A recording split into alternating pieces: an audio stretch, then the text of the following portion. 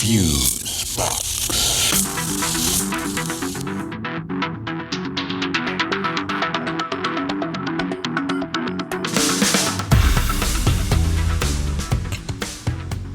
Okay, this is Fusebox, number 109.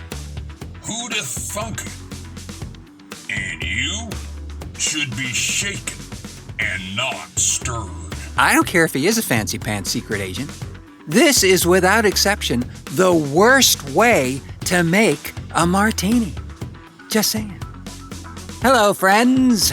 Welcome in to this edition of Fusebox number 109, aptly titled Whodathunkit, and more on that in a bit. And I am your been waiting on the bus so long host, Mark Rose. And over there, resplendent in, is that a Ilsa She-Wolf of the SS t-shirt you're wearing? Yeah, I just thought I'd start the year off with some authority. You know what I mean? I'm not taking any prisoners this year. Or if I do, I'm changing my methods of interrogation. Wow. You're not messing around this year. That's right. The dulcet tones of the high priest of potentiometers, Milt Keynes, everybody. Thank you kindly. Well, friends, today is a very special day for us here at Fusebox, ladies and genitalia. We are Doing the show sober for the first time. well, I said special, not impossible.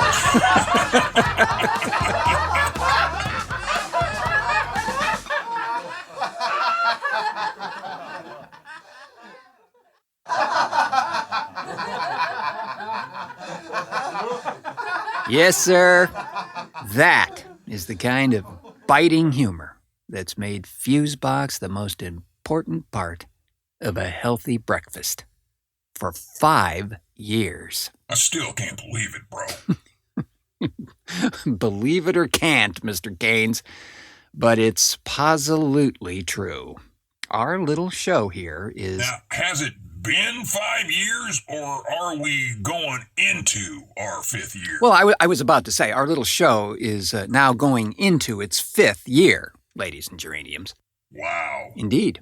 Does it feel like 5 years to you, or, Honestly, sometimes it feels like 10 years. I hear you, bro. You know, I get the same feeling anytime I go to Utah. It's like, I spent a month in Utah last weekend. Yeah. Exactamundo. Oh, I know. I get it completely. Totally. For me, Florida has that same effect, you know? Well, hell, amigo. Happy anniversary. Why, thank you. And happy anniversary to you as well. And to Jeff Pollard and the entire wonderfully talented and generous cast and crew here. The happiest of anniversaries. Because, believe me, folks, it absolutely does take a village to raise... An idiot? Why, Mr. Keynes, are you calling Fusebox, our beautiful child, an idiot? Hey, if the street jacket fits. No, but seriously, do you ever think we'd make it this far? Well, you know, to be honest... Hold that thought, bro. I got something that I want to try on the show. What? You mean now? On our very special, once-in-a-lifetime 5th anniversary show? Come on, admit it. You don't have anything special planned for the show, do you? No. I didn't think so. Well, why start now, right? Yeah.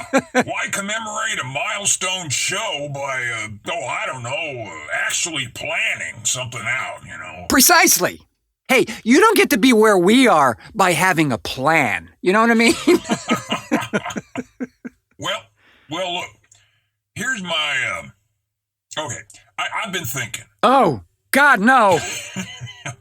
Dude, I hate thinking as much as the next guy, okay? But seriously. Yeah? I've been thinking, and I figured maybe I should, maybe contribute more to the show. I mean, you and Pollard do most of the work as far as, writing and acting, and he does the cover art, and you host the show and do all the social media crap, and shit. There's all the damn actors to wrangle and deal with. Christ. Actors. Seriously, bro. Dealing with those prima donnas is a full-time job in itself.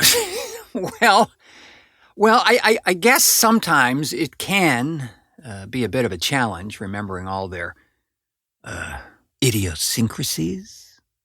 Well, for instance, Sam Mowry prefers left-handed mics. Erin Lane likes to record in the lotus position, naked, which I guess wouldn't be a big deal, except she expects everyone else to be naked too. And then there's Bob Sterry. He insists on doing everything with an English accent. Eric Newsom will only record on even-numbered Tuesdays. Jeff wears pink bunny slippers. Let's see. Oh, well, the video vixen. She always wears skin-tight rubber latex or leather, which squeaks when she moves. So editing her is a challenge, of course. Let's see, who else? Laura Dine flosses her teeth between every take. Sabra May won't perform if anyone wears red. Jody Lorimer has to have a dream catcher in the booth. That's what I mean, bro. Actors. Yeah, but you know what? It's nothing compared to our own Fusebox stable, you know? Holy carp, Ted Trentwell alone is enough to make a nun cuss like a teamster. And I don't think Arson Bitsnatcher has been sober since the Reagan administration. And then there's you. Well, you're afraid of Juicy Kibble, a little kid. I mean... Hey, she's the Antichrist, dude. That little chick scares the holy bejesus out of me. Seriously, she has murder in her eyes, bro. MURDER. Only towards you, though. No, she's just very, determined and focused. Well, sure. You gotta be determined and focused when your plan is to take over the world. Hey, look, with everything these folks offer us, in their time, talent, and generosity, I'm more than happy to accommodate. Well, I'm totally with you, bro. I'm just saying you do a lot around here. Pollard, too. So I just thought I might do more to help out besides pushing buttons and turning knobs, you know? Oh, you do a whole lot more than that, my friend. You're just as an important piece to the Fusebox mosaic as everyone who has ever blessed us in this here booth. It just wouldn't be the same show without you. And we're very, very fortunate to have you here, Milt. Really and truly. If you try to hug me, I'll punch you in the neck. I'd rather spoon a porcupine, my prickly friend. That's better. So, what, pray tell, is your idea for this special show? I think we need to interview Mark Rose. Oh, no. Really? I tell you what, let's not and say we did. No, I think our listeners might like to know a little bit more about the show's host. I mean, hell, man, you're the face of Fusebox. Which is a good thing since we're a podcast. I see what you did there. Did you see what I did there? I see what you did there. Okay, well, But I want to change up the interview format. I mean, I dig our interviews. We've had some damn interesting guests, and you, sir, are a first-rate interviewer. Well, why, thank you. But I think we can make it more, I don't know, fun. Fun? You know, lighter. So yeah, I think fun is the right word. Uh-huh. Now, I know you hate spur of the moment. Hell, I never met anyone who lays out their socks the night before, but okay.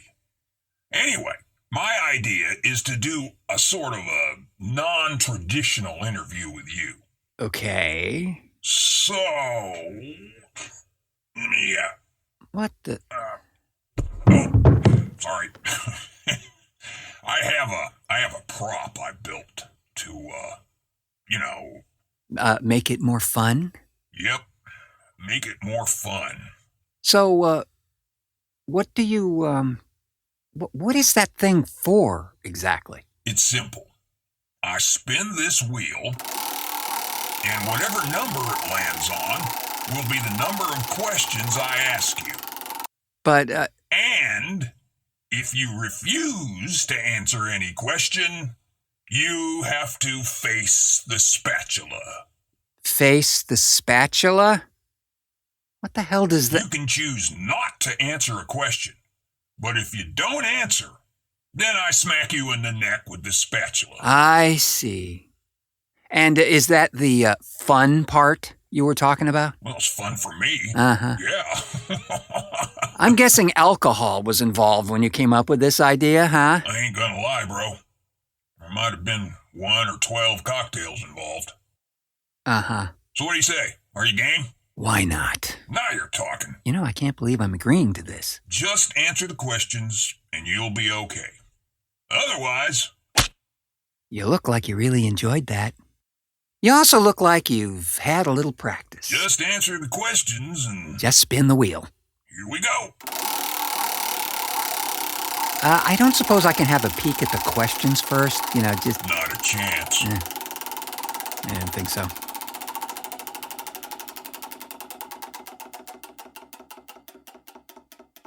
"27. The wheel has spoken. It says I get to ask you 27 questions. Yeah. About that wheel. Silence. The wheel has spoken. The wheel is a stupid face. All right, question number 1. What did you know, and when did you know it? Wait, that's 2 questions. And what do you mean, what did I know and when did I know it? When did I know what? I don't understand the question. Silence. The wheel has spoken. You have 10 seconds to answer, or... Face the spatula. Right, I get it. 5 seconds. Okay, I'll answer. What did I know and when did I know it? I knew it was going to be a clusterfuck, and I knew it November 8, 2016, when Orange Guy was elected. Final answer. Very good. Very good. All right, question number 2. How do you feel about Fusebox going into its 5th year? That's a great question. Going into its 5th year, indeed. A little surprised, I'd have to say, right out of the box, because who knew?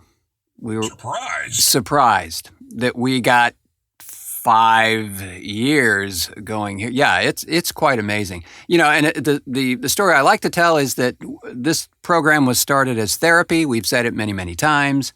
And it continues to be therapy. But honestly, it has really blossomed into a remarkable platform for both of our twisted imaginations, but also just working with the folks that we have over the ensuing 5 years. It's just been a delight. And so that therapy thing, expand on that. Well, you know, originally I started this show because I needed to keep my production chops up, because basically a lot of the work that I do from day to day does not require me to create the sound of a guy who's being absorbed by a building. You know, I don't get that commercial gig too often. Right. So even though there may be the stray, game voice or something like that, that's not quite the same discipline that's required for the kind of show that we do. And I haven't really been challenged that way for quite some time. And so needed to find something that allowed me to use all of the quote-unquote talents that I have and keep them fresh, you know. And I've found repeatedly, at least in my life, that no one gives me the tougher assignments that I give myself. So it just seems that, this was a great platform for that. And continues to be. Well, congratulations. You actually just blew through question 3 with that answer. Oh, great. I feel so light. Okay. You're actually ahead of schedule. Oh, good. All right, question 4. What are the challenges to doing a Fusebox show? Well, besides working with me. Yeah, that's the biggest one. Prima donnas and all that. I'd have to say that timing is the challenge. Not because we're working with other people as much, although that can be a consideration certainly. Most of the time, it comes down to what's going on in this world that I inhabit, and how do I fit this into a comfortable place for production? Because I don't want to do something half-assed. I don't want to do I'm picky. No, you want whole ass. Whole ass. I want whole ass, And I like to have the flexibility of time to be able to do that. And so sometimes that's a challenge. So you're a perfectionist. I'm afraid so. I'm sorry. For you, then, it's the time it takes to do a show is the challenge because of everything you put into it. Yeah. Question 5. Is there anything you know now about doing a podcast you wish you knew then? Yes. And again, does this have anything to do with me? Other than the wish that you had been on board in 2005, but that was not to be. I would have to say that there's a part of what we do on this program now that a philosophy or a discipline, if you will, that's always existed, far back as I can remember. But when you're dealing with other people in other geographical locations, as the show was back then, there were certain red flags with one or two of those parties that were connected to it having very grandiose ideas about what podcasting actually meant and what it could be. And that means monetizing and all of that stuff, which is very difficult. It's today, even now, it's still very, very difficult to do. We're working on it, but it's still very, very difficult to do. All righty. Question 6. What were impressions and or concerns about working with me, besides me being just too damn sexy for a podcast? I know, it's almost too much to reckon with. It really is sometimes, Well, other than the fact that we didn't know each other at all, that would have been one consideration, and I didn't know how you might take to something like this. But the thing that evolved over the ensuing years, and I think is really demonstrable. If someone wants to go back and listen to those early shows, you get a little peek into someone becoming more and more comfortable in the role that you were in. Because I think when you first came into this, you were thinking of it very technically and very professional. Everything. Just turning knobs and pushing buttons. Absolutely. And I think that's great. I was keeping that door open, hoping, because I knew I needed someone. Yeah. And I would prefer that they would be someone to interact with me. And I think that's what happened over the course of time. I think the relationship there just sort of blossomed, because I never had any doubt about your technical abilities. That was, your resume reads like a who's who in ancient broadcasting. But anyway, it's still very valid. Yeah, I just figured at the top there that if I just keep the tech side clean, be reliable and shit, that was probably what you needed. Yeah. But like you say, as time went along, I think we found our spots in this thing. Right. And hey, amigo, you really did. You made it really easy for me to want to weigh in on things and, create a banter and stuff. That's good. That's great. Yeah, no, I think that's really important. It's really easy to do, quote, a show that is very show, and you don't get anything from about the people who are involved in it or any of their past or whatever. Part of what makes podcasts interesting to many people is the fact that you get to know somebody. You get to experience them a little bit. And in the case of this situation, people got to know the both of us. Yeah, whether they wanted to or not. Correct. So, question 7 here. Which of the characters that you perform is your personal favorite to play? I'm going to tell you, and it's going to be, this may surprise you. One of my favorite characters to do, particularly recently, is Problem Man. Mainly because it represents the most surreal aspect of a type of comedy that I like. Now, I know that's not everybody's cup of tea, but it's really fun to play against the surreal. when the situation is so completely preposterous that you have to maintain a certain seriousness about the fact that you're about to be absorbed by a building or whatever. Those sort of situations are fun beyond belief to do. And there really isn't much of a character difference there, but it's so fun to play that, You know, that would have been my guess. Because getting to know you over these past 5 years, I would totally get that that one is right in your wheelhouse, man. So let me ask you this then. Do you have a favorite Fusebox character or bit? And if so, what makes it special or funny to you? Oh, there are so many. Yeah, I knew this was going to be a hard question. Yeah, it is because there's 108 of them. There are so many terrific things. I have to say that the Christmas clip show, we're fond of calling it a clip show, but the clip show we usually do at the end of the year features things from the past shows or of recent stuff. And Jeff actually had suggested that we do the 12 Days of Timo, and I thought, well, this is great because Timo's World is a very big, one would say, big part of our show when he appears, and it's a great character. And the last bit that we put on the clip show was something called Sushi Tsunami, where Timo goes to a sushi bar. Yeah, that's my fave too, bro.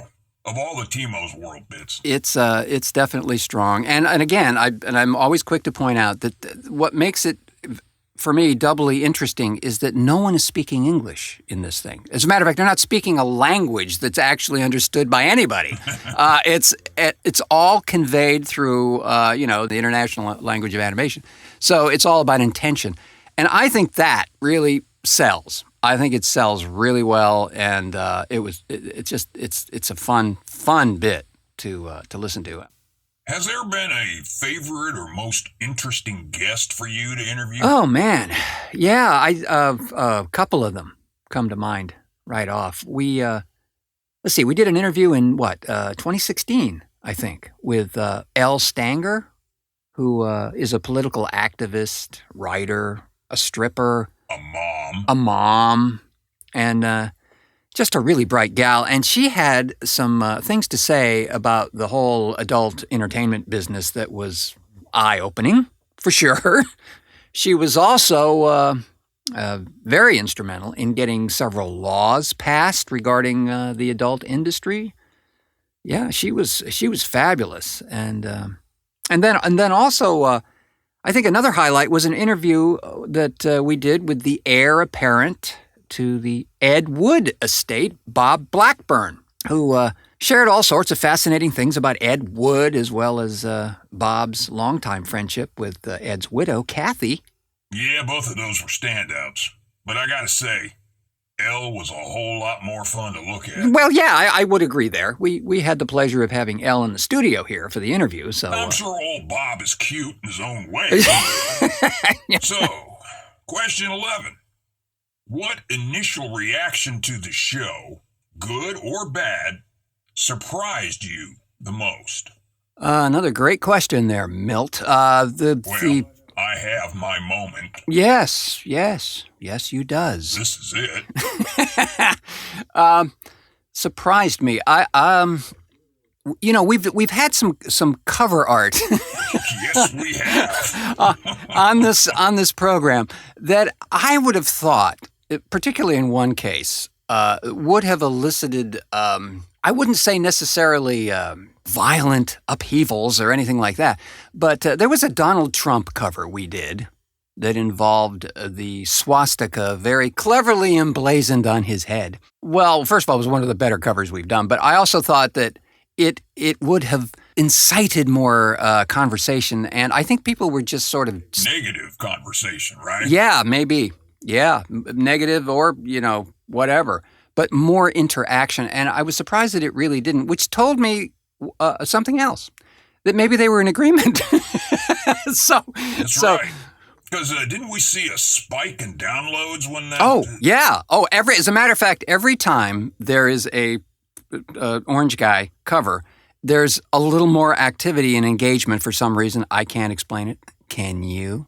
Anyway, so that one in particular was like the first time we'd done that, and it definitely did because, I still say, I've always said that the cover art on these things definitely reflects if not the actual internal subject, because let's face it, folks, sometimes I don't know what the internal subject is, but these things that depict, especially stuff like that, and where we are talking about something like that, really reflect the energy and intention of a show. It's really an important feature. It's not to be downplayed. I know some folks just sort of do a whap-dash kind of cover art thing, but that's always been very, very important here on the show. Because again, back in the early days, I think we may have an interview with Jeff back like in show 3 or 4. Yeah, I remember that one. Where he was talking about quote branding the show, which is critical, frankly, for anything these days. Even the president has to brand himself. Old Pollard doesn't get too excited about much, but branding and baseball, and that's about it. I had the same reaction you did when I saw that cover art. First thing was like, hell yeah, I agree with it. But right behind that was, So moving on then.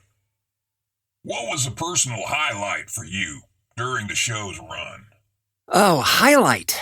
Well, there certainly have been many, many, many highlights, but maybe if I can... Maybe I can answer that from a more global perspective, if I can. Will we need a chalkboard or some kind of... Well, what I'm talking about is the absolute privilege it's been and continues to be working with the talent that has so graciously agreed to come and play in this thing with us. We have quite the embarrassment of riches as far as the talent available to us here, both locally and elsewhere. It's kind of like, I don't know, for me, it's like unwrapping a present every time I get to work with one of our comrades here. It's always going to be surprising and wonderful to see what kind of amazing thing they bring to each opportunity here. Yeah, I gotta say, man, I can't remember ever working in a gig that had so many damn talented folks, and not only that, but generous as hell, too. It's kind of awesome, really. So that's been a highlight. Well, what's been a low light then? I can tell you. Besides working with me. Yeah. Yes, I can tell you. I can tell you specifically what that was. It was both a challenge and an unfortunate situation. Yeah. This goes back to a show called The Sloshy Bits. And this is like show 8. And it was March of 2015. And this show had really only been on in production for like 3 months, right? And I experienced a flood in this domicile. Oh yeah. And it put us down, folks. We kept going, and it's documented. That's kind of the reason I wanted to go on there, is that it was. But there was literally no heat in this place. This is Oregon, so it's still kind of nippy in March, believe it or not. It's a little so we didn't have anything like that, and we had like 22 inches of water out there that was from a burst water main that had. I gotta tell you, I thought that was the end of the show. Yeah. Good night, everybody. Yeah, it could have been. Luckily, this facility here was not damaged, but it was mere inches away from coming in here and doing some serious mess. So that was a low. But again, if you go back and listen to that show, it's kind of the spirit that goes on in this world. In that, yes, you can embrace the things that are going on around you, but it's a show, folks. That's the thing, too. I mean, yeah, it's a show, and we do our show stuff, but it's also a window into what's going on in our lives, better or worse. It makes it what it is, I think, anyway. So, what's on the horizon for Fusebox, then? Here's what I would like to have happen. Put a lot of energy and time into this program, not only to the live interaction stuff, but also the bits and all that kind of stuff. I would love to see us have someone in the very near future take over control for some of this social media stuff that... Social media? What the hell is that? I don't know, but, you know. I don't even have a mobile phone. I know, but, you know, the point being that wheel is sort of neglected, at least in a proper way, and I'd love to see that energized. And I'd love to see some of the concepts that we have floated in this program take flight as either animated things, because I think some of them are. As you know, we sign off until our next cartoon, because the philosophy has been since day one that it really is. It's an audio cartoon in many, many ways.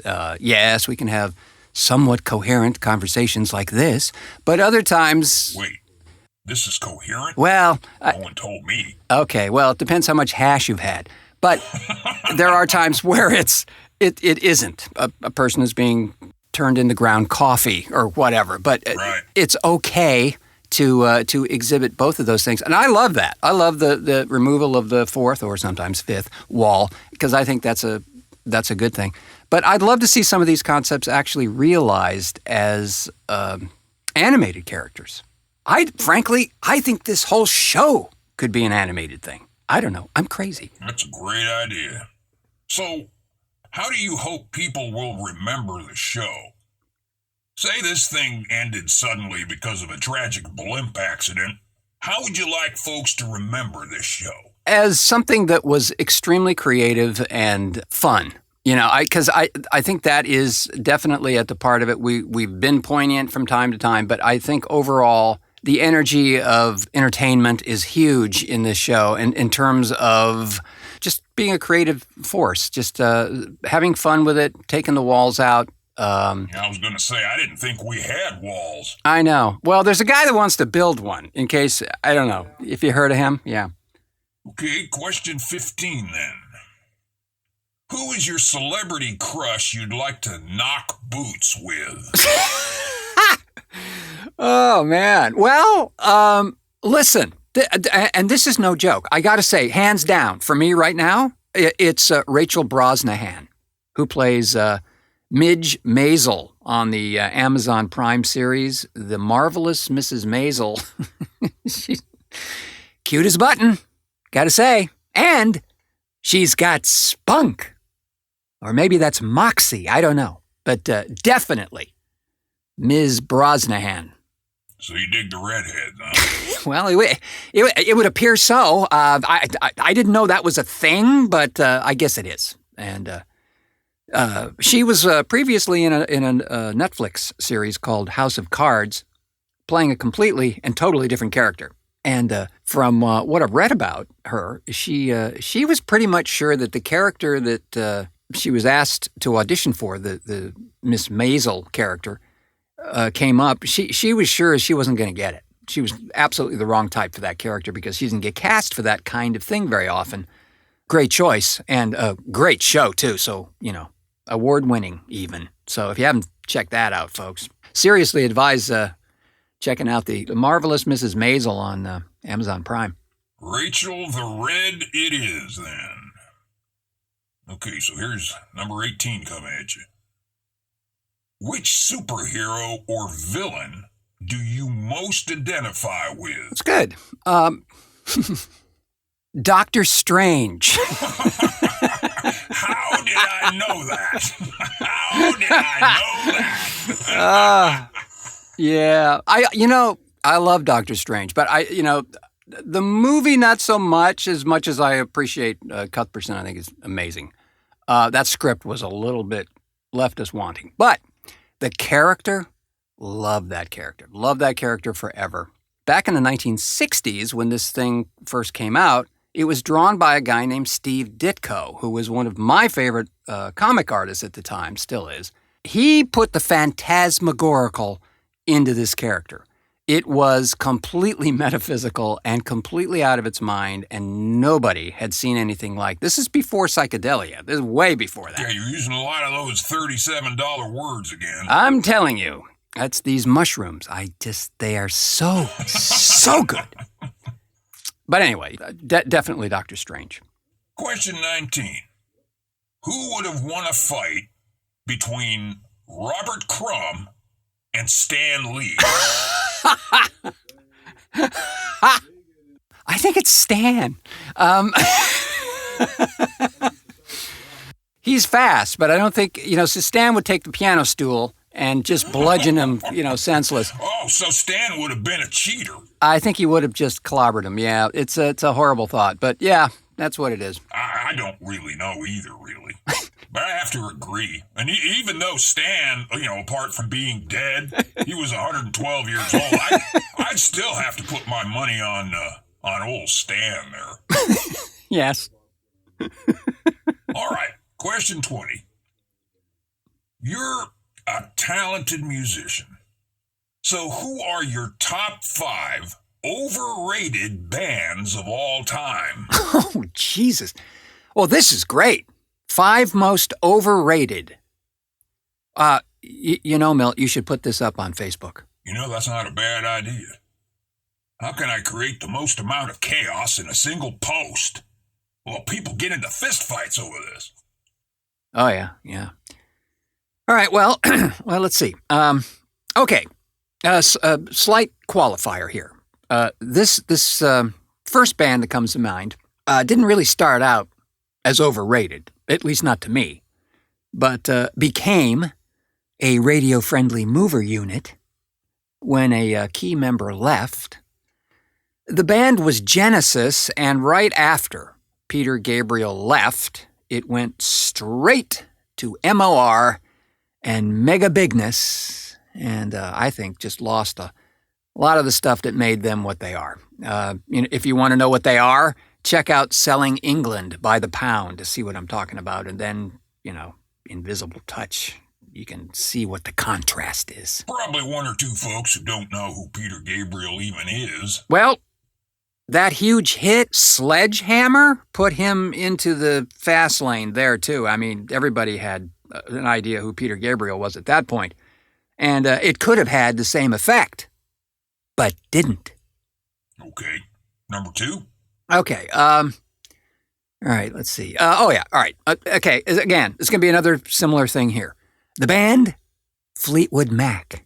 Now, I loved Fleetwood Mac back in the Peter Green days, and that, after all, he started this band in the first place. It was great. Had some blues influences, and then you get these epic tracks like Oh Well off of Then Play On, and just a lot of interesting directions in that early band. And then you get the Armour Meat Queen and her goat-warbling vocals, and I'm out of it. To some, them there's fighting words, son. Maybe. Just saying. Number 3? Okay. Out of the box, let me just say I really admire these guys as musicians and people. Saw a documentary on them. Absolutely loved it. The music? So got to add Rush to the list with that qualifier. Well, there goes our Canadian audience. 4? Radiohead. Enough said. 5? Okay. All right. Most EDM. No, kidding. Hey now. No. Last would be, for me. Seriously, have you ever wondered about that EDM stuff? I mean, we're talking about electric dance music or electro dance music or whatever you want to call it. I mean, they have more subclassifications for every frackin' sound style. Trance, jungle, deep house, navel gazing. I mean, it's so absurd to me. Like, what is the difference between this hi-hat pattern here in this deep trance house fire track and the exact same hi-hat track in this dubstep thing? Answer? For the dubstep version, he wasn't wearing pants. I'm sorry. Anyway, last and certainly at the end, for me, anyhow, would be Leonard Skinnerd. Yes, the stadium-filling, Bic lighter-clicking purveyors of free bird-flapping poot. Sorry, I said it. I mean it. I continue to mean it. And now, next question. All righty then. Hopefully the Society for the Preservation of Mean-Spirited Bar Bands won't come looking for you. Question 21. Along the same lines. What are your top 5 overrated films of all time? Well, well, since we may have started a dumpster fire, might as well make it a full-blown apocalypse, right? Huh? Let's just dive in there, shall we? Okay, number 1, top of the list, without even thinking.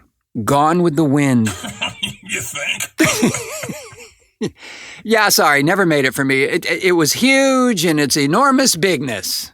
And then the second one might be a Kubrick film, which I think it came just after 2001, which is a horrible place to start if you're going to do a film like Barry Lyndon, a period piece that was, 3.5 hours or something. I don't even know, but Yeah, I don't know that one.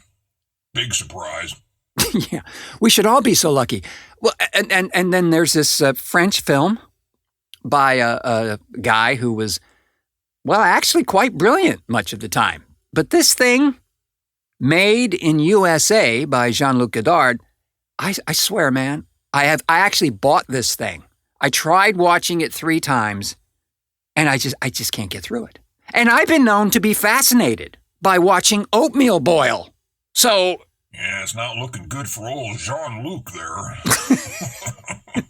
And I'm going to throw all the cards here and screw up the numbering, but all of the following Star Wars incarnation. Yes, that's correct. All of them. The reason folks even remotely like 1 or 2 of those sequels is because, Madge, if you would... you're soaking in it. See, our nostalgia for that series, particularly if you were younger, which I wasn't, when the first one, episode 3 or 4 or whatever it was, came out in the late 70s, then you're imprinted with a sort of forgiveness towards the ensuing sequels. But not for me.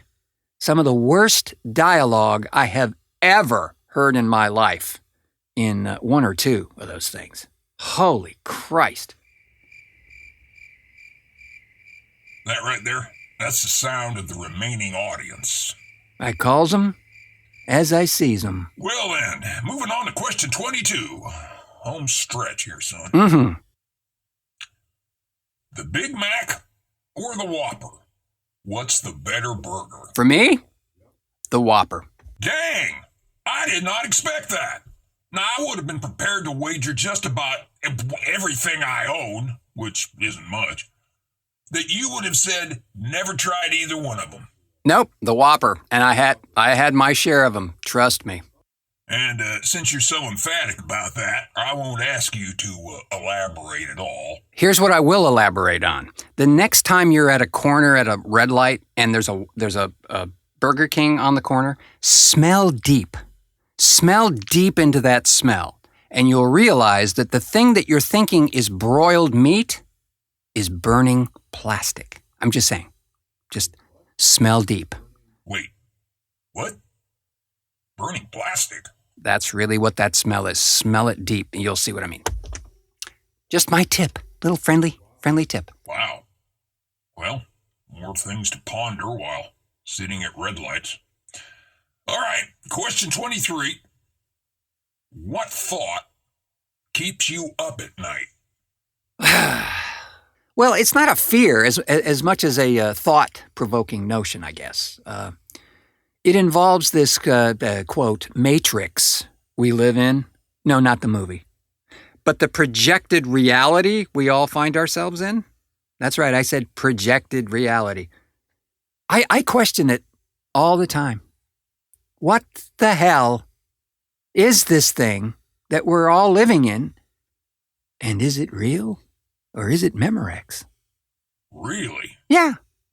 How could we actually know? I mean, the only experiences we can recall are from the same source. We don't actually have another, quote, life to compare it to.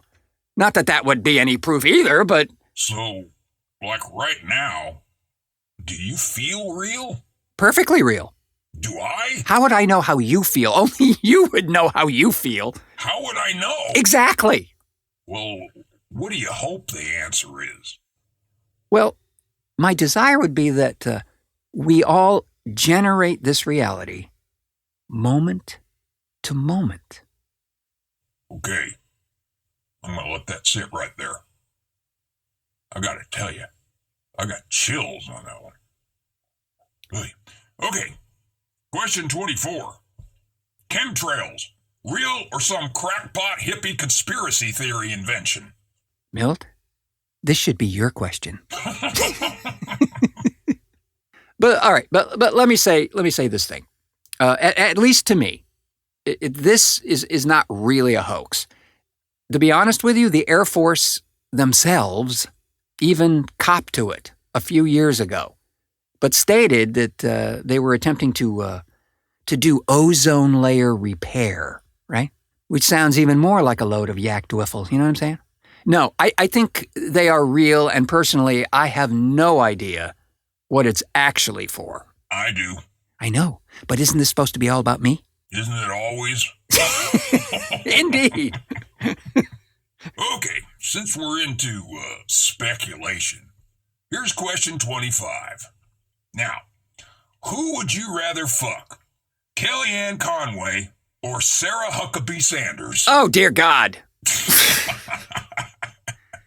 Well, see, Sarah has the flounder eye syndrome thing. I don't do fish at all. You know what I'm saying? In the. I didn't know you were a vegetarian. Yeah, I just. Kellyanne, it is. I'd reckon. Followed immediately by. Question 26. What do you think the biggest misconception about you is? Oh, biggest misconception. That's a great question there. Yeah, I gotta say, I pulled a muscle coming up with that one. Yeah, brilliant. Really is. Well. Well, all right. Well, one thing that's occurred on more than one occasion involves the film library upstairs, which is fairly extensive and specific. Stunt porn by year and actor. Now cut that out.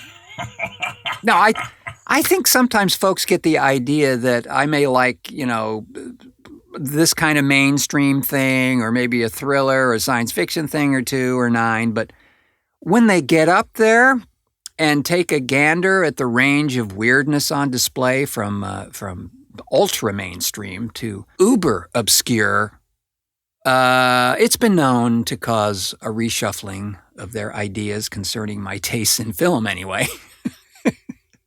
It's quite eclectic, and everything that is up there has a historic reason for being there, even if it wasn't a wondrous cinematic achievement like Ed Wood comes frolicking to mind. But the film may have other qualities that make it unique, so that's why it's there. Okay, yeah. Yeah, I can see that. Actually had that effect on me the first time I saw it.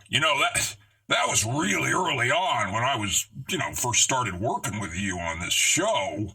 You didn't have Love Camp of the SS, though. So I did have my suspicions about your collection. Yeah, some things are a more acquired taste than others, I suppose. Okay, here it comes. The Big 27. And final question. If you could hang out and chat with one person, living or dead, who would it be? This, of course, is the easiest question you have asked over the course of this entire thing. Really? Yeah. I didn't know that when coming up with these questions. Nope. There is really, truly, and anybody who has followed this show knows that one person, without question, without taking a second beat, and the beat is very apropos here, that would be Frank Zappa. There is no question in my mind that if I could spend an hour and a half with that guy and just pick his brain, it would be a fun time.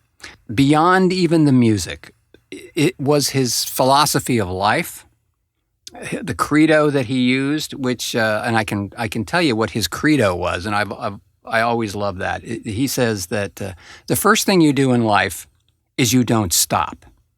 The second thing in life you do is keep moving forward.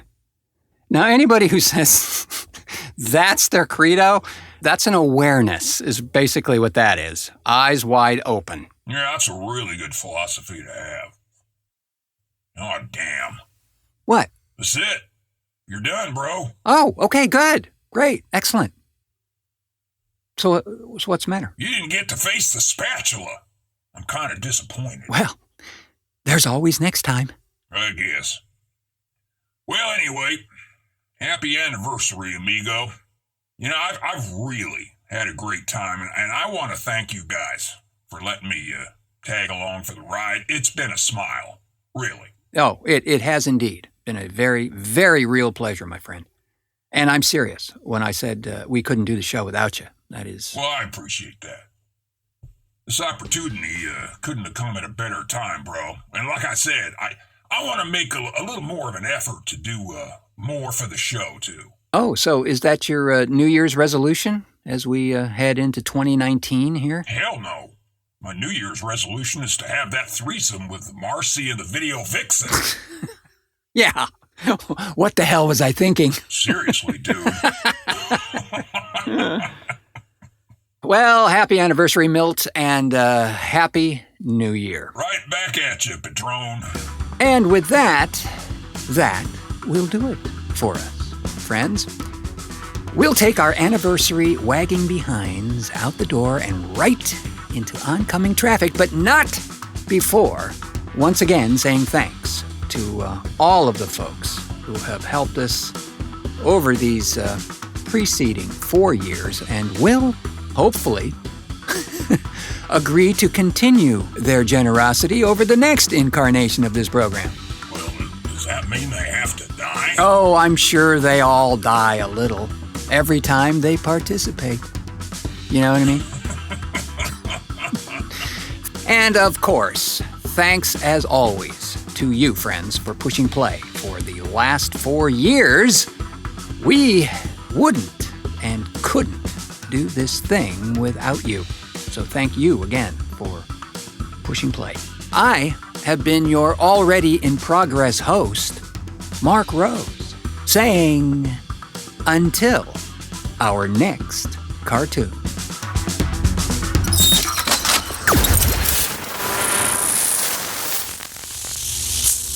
Fusebox. All right. By the way, the wheel? Yeah, what about it? Well, you said 27 questions. Right. I spun the wheel and it stopped on 27. Right. But 27 was the only number. See? You had to ask 27 questions. I got bored. Too much work, man. Plus, I ran out of paint. So why not just go by... 27. The wheel has spoken.